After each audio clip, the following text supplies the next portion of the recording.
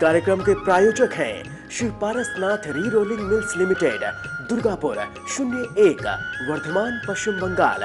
अमिता जैन, पत्नी अनिल कुमार जैन, संगीता जैन, पत्नी विपिन कुमार जैन, नावला परिवार। श्री मानक चंद मुशरफ, श्रीमती कमला देवी मुशरफ, राकेश, नीतू, ऋषभ, आयुषी मुशरफ, B123, सेठी कॉलोनी, जयपुर, राजस्थान। डॉक्टर सरोज जैन, सुभाष चंद जैन, रेणु जैन, अंजलि जैन, आरती, आदित्य, आरव, सानवी, कुवम जैन, 302, सेक्टर 13, सोनीपत, हरियाणा। श्री अशोक कुमार रतनलाल जैन, नूतन, गौतम, प्राची, आदित्य, डॉक्टर सलोनी निरंजन, अरहन, आराध्य मेहता, 49 बालचंद टेरस, तारदेव रोड, मुंबई। रतनलाल, कमल कुमार, शांति देवी पाटनी, इम्फाल। जैन परिवार, शक्तिनगर, नई दिल्ली।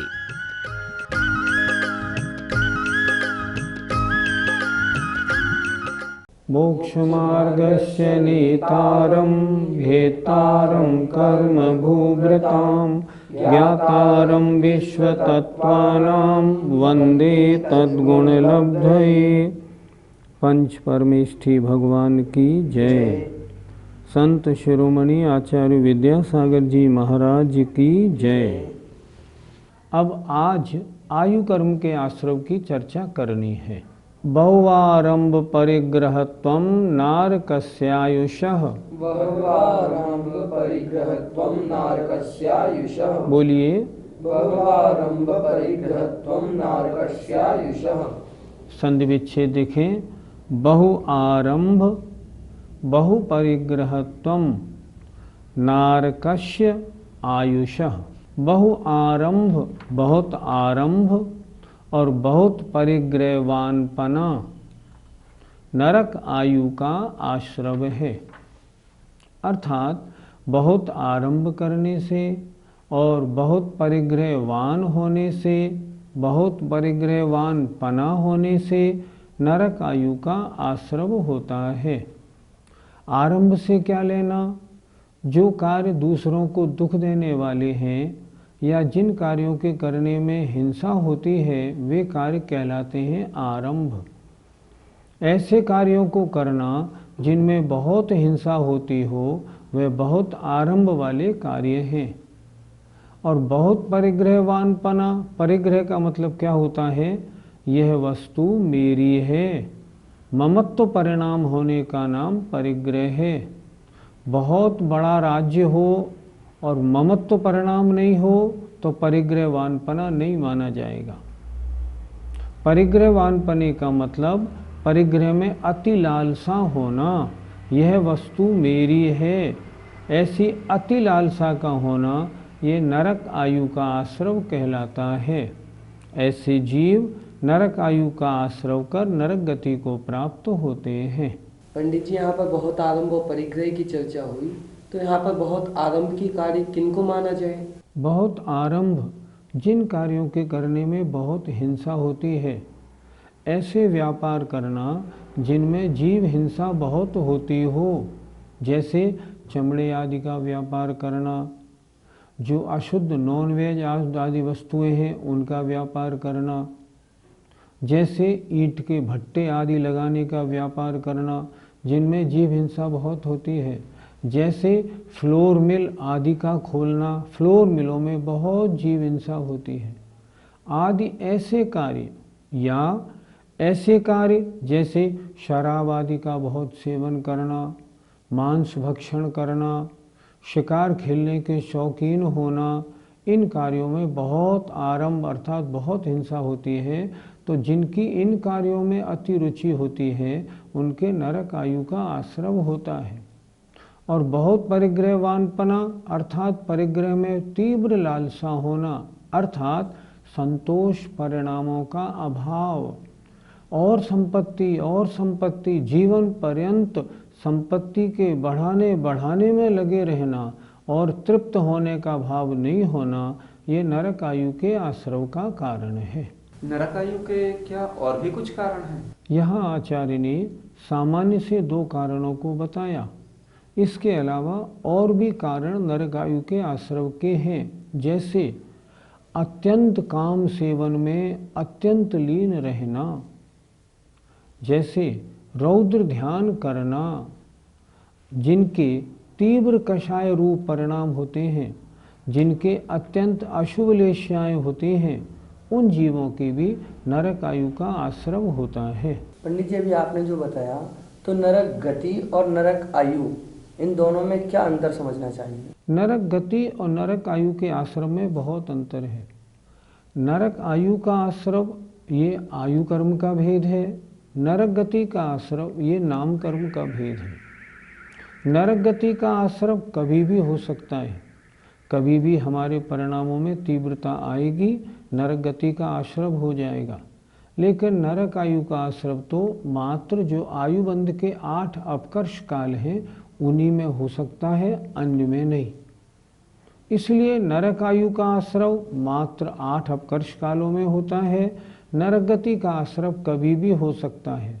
अगली पर्याय नरक गति के आश्रव से नहीं मिलेगी, जिस आयु का आश्रव होगा उसके अनुसार अगली पर्याय मिलती है। नरक आयु के आश्रव की चर्चा हुई, अब त्रिंच आयु के आश्रव की चर्चा करते हैं। माया तैर्यग यो नस्य, माया तैर्यक योनस्य, बोलिए। माया तैर्यक योनस्य। माया अर्थात मायाचारी के परिणाम त्रिंच आयु के आश्रव के कारण हैं। माया का मतलब होता है कुटिलता। बहुत स्पष्ट कहा है, मन में जो हो वैसे वचन नहीं बोलना, और जो वचन से बोलो वैसे काय से नहीं करना। मन और वचन और काय और, जहाँ ऐसा होता है उसे कहते हैं मायाचारी। दिखाते तो ये हैं हम आपके बड़े अपने सगे हैं, चाहते क्या हैं, किसी तरह से अपना काम निकालूं और इनको धक्का दूं, इसे कहते हैं मायाचारी। तो जहाँ छल कपट होता है चित्त में, छल कपट के समय में अगर आयु बंद होगा तो वो त्रिंच आयु का आश्रव होगा। त्रियंच आयु के और भी अन्य कुछ कारण हैं? हाँ, शास्त्रकारों ने इसके और भी कारण लिखे, जैसे खरीदने और बेचने के बाँट कमती बढ़ती रखना, मिलावट करके घी में चर्बी या डालडा मिलाकर बेचना, नकली ब्रांड के माल को असली कह के बेचना, ये सब मायाचारी में आता है। दूसरे के दोषों को देखने में अत्यंत लीन रहना, धर्मोपदेश की बातों में कुछ मिला जुला के अपने पक्ष को पुष्ट करने की बातों को कहना, ऐसे जो मायाचारी की बातें हैं ये सब त्रिंच आयु के आश्रव के कारण हैं।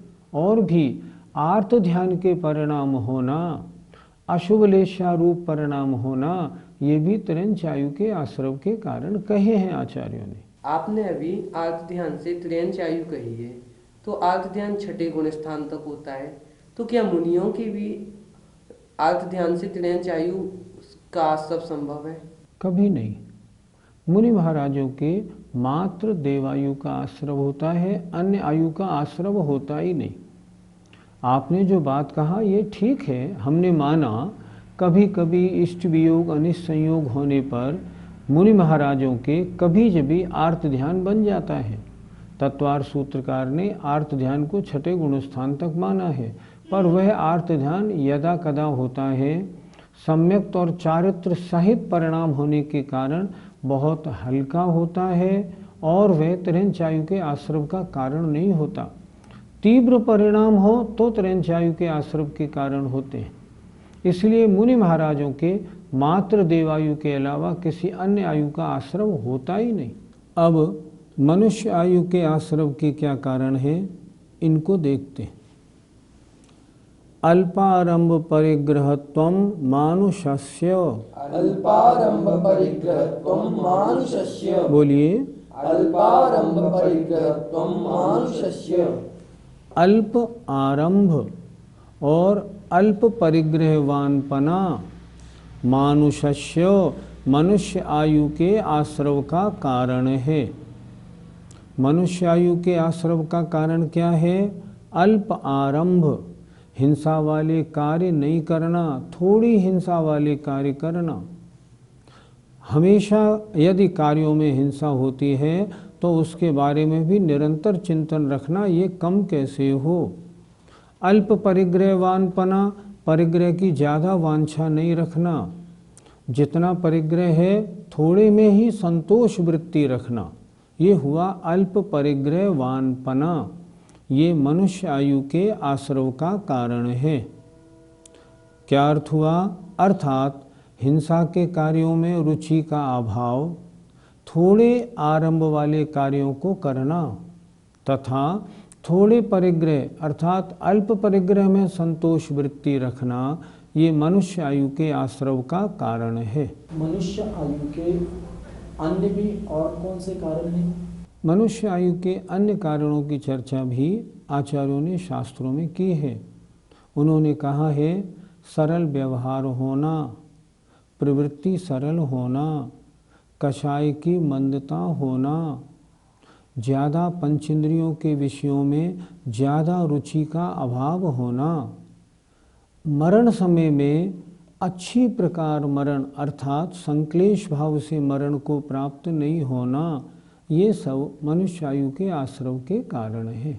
मनुष्य गति में तो चारों आयु का आश्रव हो रहा है, लेकिन क्या देव और नरकों में चारों आयु का आश्रव होता है क्या?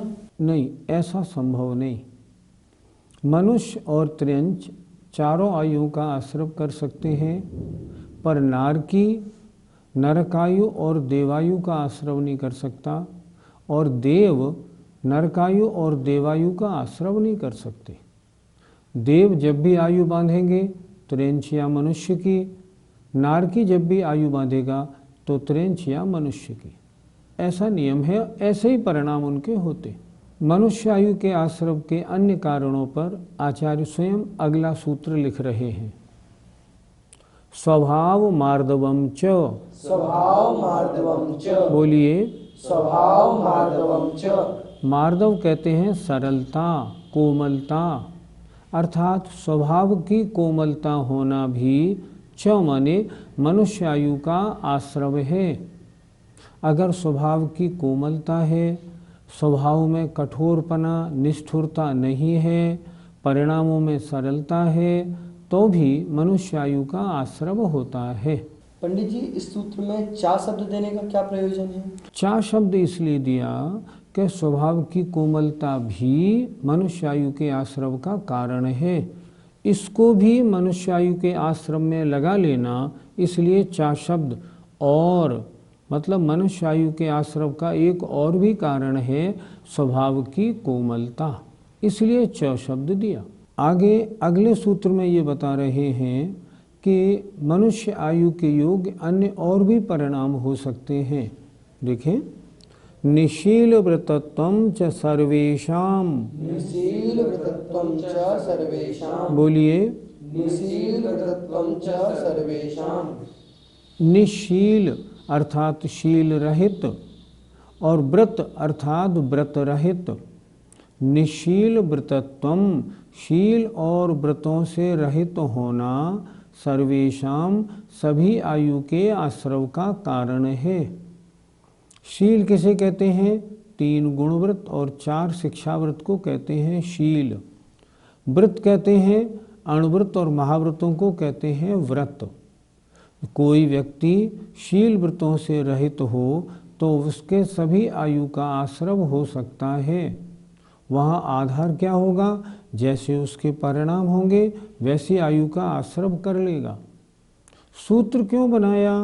क्योंकि जो शील और व्रत वाले हैं उनके तो मात्र देवायु का ही आश्रव होता है।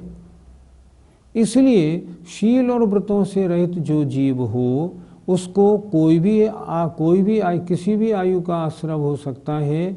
आधार उसके परिणाम, जैसे उसके परिणाम होंगे वैसे उसको उस आयु का आश्रव हो जाएगा।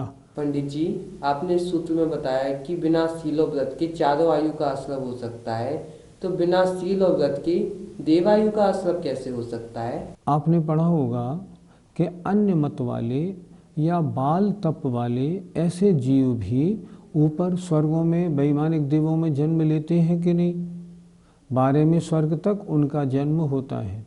तो क्या उनके शील व्रत हैं? ना उनके अणुव्रत हैं, ना गुणव्रत हैं, ना शिक्षा व्रत हैं। फिर उन्होंने देवों में जन्म कैसे ले लिया? देवों में जन्म ऐसे ले लिया कि उनके परिणामों में सरलता थी। उन्होंने अपने धर्म के अनुसार जो भी नियमों का पालन किया हो वो किया हो, और उसके अनुसार उनमें सरलता थी। जैसे मान लो वर्तमान में कोई नेता हैं, मान लो महात्मा गांधी थे, उन्होंने मान लो व्रत और शीलपना उनके नहीं रहा, लेकिन जीवन पर्यंत उन्होंने बहुत कम परिग्रहवानपना और देश की आज़ादी के लिए इतने लड़े, तो स्वर्ग प्राप्ति में आपत्ति क्या हो सकती है? कोई आपत्ति नहीं। इसलिए शील और व्रतों से रहित जो हैं उनके देवायु का आश्रव हो सकता है, कोई आपत्ति नहीं। भोगभूमिया जीव स्वर्ग में कहाँ तक उत्पन्न होते हैं? भोग भूमिया जीव जो मिथ्या दृष्टि होते हैं उनको देवगति तो मिलती है, देवायु का आश्रव होता है, पर वो भवनत्रिक में उत्पन्न होते हैं। और जो भोग भूमिया सम्यक दृष्टि होते हैं वे मरण करके वैमानिक देवों में पहले और दूसरे स्वर्ग में उत्पन्न होते हैं, इससे ऊपर उत्पन्न नहीं होते। मनुष्य आयु के आश्रवों की चर्चा अच्छी तरह हुई। अब देवायु के आश्रव जानने के लिए अगला सूत्र कहते हैं, सराग संयम संयमा संयमा काम निर्जरा बाल तपांस दैवश्य। सराग संयम संयमा संयमा काम निर्जरा बाल तपांसी दैवश्य। बोलिए, सराग संयम संयमा संयमा काम निर्जरा बाल तपांसी दैवश्य। देवायु के आश्रव के कारण एक एक शब्द हम देखते हैं। सूत्र बिल्कुल सरल है। सराग संयम संयमा संयम अकाम निर्जरा और बाल तप, ये देवायु के आश्रव के कारण हैं। एक एक को समझ लेते हैं। सराग संयम अर्थात मुनि अवस्था, छठा सातवां गुणस्थान। सराग संयम राग सहित जो संयम है वो देवायु का आश्रव है। जो वीतराग संयम होता है उसमें आयु का आश्रव नहीं होता, इसलिए यहाँ लिखा सराग संयम। सराग संयमी जीव जो मुनि महाराज छठे सातवें गुणस्थान वर्ती है वो देवायु का आश्रव करते हैं। संयमा संयम अर्थात पंचम गुणस्थान वर्ती, जिन्होंने 1, 2, 4, 6 प्रतिमाओं को धारण कर लिया हो, अथवा प्रथमाधारी श्रावक, क्षुल्लक महाराज, एलक महाराज, क्षुल्लिका और आरिका, ये सब पंचम गुणस्थान में आती हैं और इनके मात्र देवायु का आश्रव होता है। अकाम निर्जरा अर्थात किसी कारणवशात यदि कभी कोई कष्ट आ जाए तो शांतिपूर्वक उस कष्ट को सह लेना, इसका नाम है अकाम निर्जरा। शांतिपूर्वक कष्ट रहने से कषाय की मंदता होती है, लेश्या शुभ होती है, इस कारण देवायु का आश्रव होता है। और बाल तप जो तपस्या तो करते हैं लेकिन जिन्हें अभी सम्यक्त की प्राप्ति नहीं हुई, या जो अन्य मत वाले तपस्या आदि करते हैं, परिणामों में सरलता रखते हैं, उनका तप कहलाता है बाल तप। तो ऐसे बाल तप करने वालों के भी देवायु का आश्रव होता है। सम्यक त्वंच, सम्यक त्वंच, बोलिए, सम्यक त्वंच अर्थात सम्यक दर्शन भी देवायु के आश्रव का कारण है। हमने माना यद्यपि आश्रव के कारणों में सम्यक दर्शन को नहीं लिया, पर यहाँ इस सूत्र लिखने का कारण क्या था कि जो जीव सम्यक दृष्टि मनुष्य है, अगर वो आयु बंद करेगा सम्यक्त अवस्था में तो मात्र देवायु का आश्रव करेगा, और अगर देव होगा तो मात्र मनुष्य आयु का आश्रव करेगा। तो यहाँ इस सूत्र में क्या लिखा, सम्यक दर्शन भी देवायु के आश्रव का कारण है। और विशेषता इसमें एक और भी है कि अगर सम्यक दर्शन सहित देवायु बांधेगा ना तो मात्र वैमानिक देवों में उत्पन्न होगा। भवनत्रिक में सम्यक दृष्टि कभी जाता नहीं। प्रथम नरकबिन षटभू ज्योतिष बान भवन षंड नारी, वो भवनत्रिक में उत्पन्न नहीं होता। सम्यक दृष्टि होगा, आयु बंद करेगा, मात्र वैमानिकों में उत्पन्न होगा। इसलिए इस सूत्र को उन्होंने अलग लिखा। सूत्र का अर्थ क्या हुआ? सम्यक दर्शन भी देवायु के आश्रव का कारण है। यद्यपि सम्यक्त से आश्रव नहीं होता, पर सम्यक दृष्टि जीव के परिणाम हमेशा सरल रहते हैं। उसकी वृत्ति, उसका आचरण बड़ा अच्छा रहता है, इसलिए उसके मात्र देवायु का आश्रव होता है। अन्य का आश्रव रूप परिणाम न होने से अन्य का आश्रव हो ही नहीं सकता। पंडित जी, एक जीव अपने जीवन काल में आयु कर्म का आश्रव कितनी बार करता है और किन समयों में करता है, कृपया बताएं। एक बात ध्यान रखें, आयु बंध का आश्रव और आयु बंध का काल, आयु कर्म के आश्रव का और आयु कर्म के बंध का एक ही काल है, एक ही प्रोसीजर है। जैसे मान लो कोई मनुष्य है, अगर उसको अगले भव की आयु बांधनी है तो वो कब बांधेगा? उसके 8 अपकर्ष काल आते हैं। अपकर्ष माने आयु बंध के योग्य काल। वे कब आएंगे? जब उसका 2/3 आयु समाप्त हो जाएगी तो पहला अपकर्ष काल आएगा। शेष आयु का 2/3 फिर समाप्त होने पर दूसरा अपकर्ष काल आएगा। शेष आयु का 2/3 समाप्त होने पर तीसरा अपकर्ष काल आएगा। इस तरह 8 काल, 8 चांस उसको आयु बंध के मिलते हैं। उदाहरण से समझें, मान लो किसी जीव की आयु 81 वर्ष की है, 3 भाग किए 27, 27, 27, 2/3 निकले 54 वर्ष की उम्र में। 54 वर्ष पूरे हो जाने पर जब 55वें वर्ष का पहला अंतर्मुहूर्त आएगा, उसमें यदि उसके परिणाम आयुबंध के योग्य होंगे तो परिणामों के अनुसार आयुबंध हो जाएगा। अगर मान लो उसने बंध नहीं किया तो अब कितने बचे? 27 वर्ष।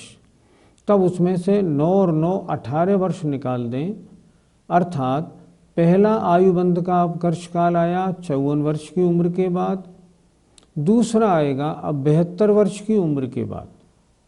तो 72 वर्ष की उम्र के बाद जो पहला अंतर्मुहूर्त होगा उसमें आयुबंध के योग्य परिणाम होंगे तो आयु कर्म बंधेगा, आयु कर्म का आश्रव होगा, नहीं तो नहीं। अब बचे 9 वर्ष। 9 वर्ष में फिर तीसरा आयुबंध का अपकर्ष काल 6 वर्ष बाद आएगा। इस तरह 8 बार करें। इन्हें कहते हैं 8 अपकर्ष काल। और 8 अपकर्ष कालों में अगर आयु कर्म का आश्रव बंद नहीं होता है तो मरने से पूर्व संख्यात आवली का संख्यात्मा भाग जब शेष रह जाएगी आयु, तब उस जीव के आयुबंध हो ही जाएगा।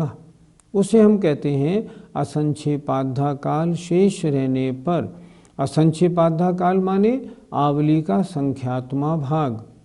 इतनी आयु शेष रहने पर बंद हो ही जाएगा। बिना आयु कर्म बंध किए कोई भी आत्मा पहला शरीर नहीं छोड़ता। एक बात और जो आपने बोला उसका उत्तर देख लें। एक जीव एक अपने जीवन में कितनी बार आयु बांध सकता है? कम से कम 1 बार और अधिक से अधिक 8 बार। हो सकता है कोई जीव 8 अपकर्ष कालों में आयु कर्म का बंध करे, पर शर्त यह है जो पहली आयु बांध ली है अगर उसी आयु के योग्य परिणाम होंगे तो अगले अपकर्ष कालों में आयु बंद होगा, अन्यथा नहीं। मान लो पहले अपकर्ष काल में देवायु बांधी, अगले अपकर्ष काल में मनुष्य आयु के बंध के योग्य परिणाम होंगे, आयु बंद नहीं होगा। तीसरे अपकर्ष काल में त्रिंच आयु के योग्य होंगे परिणाम, तो नहीं होगा। चौथे में फिर देवायु के योग्य होंगे तो हो जाएगा। जो आयु सबसे पहले बांध ली है वो आयु हटती नहीं। उसी आयु के योग्य परिणाम अगर अपकर्ष कालों में होते जाएंगे तो अधिक से अधिक 8 अपकर्ष कालों में वो जीव आयुबंध कर सकता है। इस तरह आयुबंध होता है। इसी भावना के साथ जय जिनेंद्र। इस कार्यक्रम के प्रायोजक हैं Shri Parasnath re rolling mills limited, Durgapur 01, Bardhaman, Paschim Bengal. Amita Jain, पत्नी अनिल कुमार जैन, संगीता जैन, पत्नी विपिन कुमार जैन, नावला परिवार। श्री मानक चंद मुशरफ, श्रीमती कमला देवी मुशरफ, राकेश, नीतू, ऋषभ, आयुषी मुशरफ, B123, सेठी कॉलोनी, जयपुर, राजस्थान। डॉक्टर सरोज जैन, सुभाष चंद जैन, रेणु जैन, अंजलि जैन, आरती, आदित्य, आरव, सानवी, कुवम जैन, 302, सेक्टर 13, सोनीपत, हरियाणा। श्री अशोक कुमार रतनलाल जैन, नूतन, गौतम, प्राची, आदित्य, डॉक्टर सलोनी निरंजन, अरहन, आराध्य मेहता, 49 बालचंद टेरस, तारदेव रोड, मुंबई। रतनलाल, कमल कुमार, शांति देवी पाटनी, इम्फाल। जैन परिवार, शक्तिनगर, नई दिल्ली।